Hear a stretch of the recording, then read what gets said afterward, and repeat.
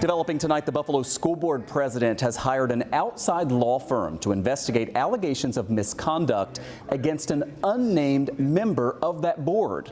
President Dr. Kathy Evans Brown did so without a vote by the full board members, with some saying that they've just been left in the dark.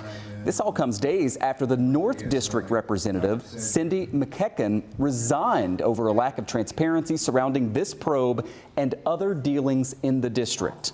Today, in the first on-camera interview with any school board member since that resignation, I talked one-on-one with Larry Scott, and I started by asking him about his former colleague. I can understand why board member McKecken reached a point where this just wasn't right for her any longer.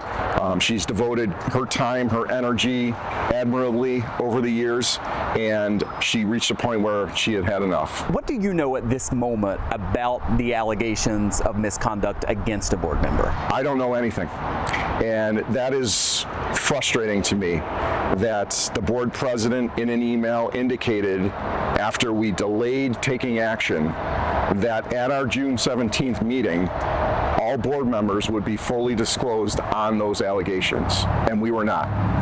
And the second part of that is the board president also indicated that the accused board member would not be part of the discussions and part of determining the firm to investigate these allegations.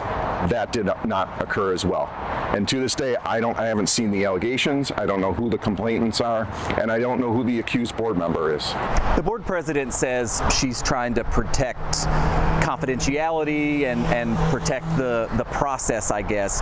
Is she, though, stepping outside what she is allowed to do, in your view? I understand that there needs to be some trust and confidentiality, but when you feel like things are improper, as a school psychologist, as a mandated reporter, as a parent with kids in BPS, and if you know that something's wrong, you have an obligation to speak out. The Board of Education as a whole, without that accused board member, should be determining the process, and we should be doing it publicly.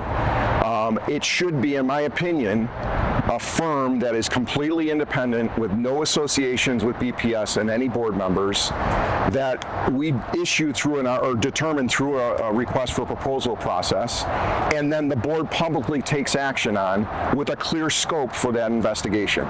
Everything seems to be in the dark, and the process is moving improperly, in my opinion. How could the board president hire a law firm to be doing this without the approval of the rest of the board members? That's a question that she will have to answer. But it's troubling to you that appears to have been what happened? Very much so. And that, again, I am in the dark. I know there's other board members that are in the dark. I don't know if we're all in the dark. What would you say to the board president right now where she's standing here?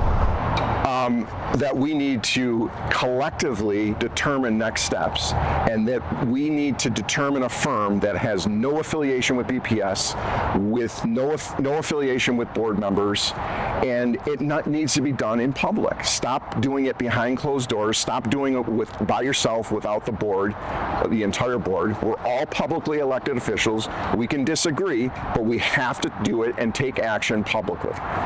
What happens now in terms of filling the vacancy from the resignation?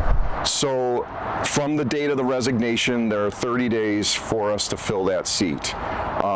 I believe a posting will be going up very shortly on the website and in some local media about applying, providing your resume with anybody that's interested. I believe the Board of Education then would do interviews, and then we have to seat somebody within those 30 days. If that does not occur, the policy reads that the mayor of the city of Buffalo would have the authority to recommend an appointment to the Common Council that they would have to approve to fill that seat.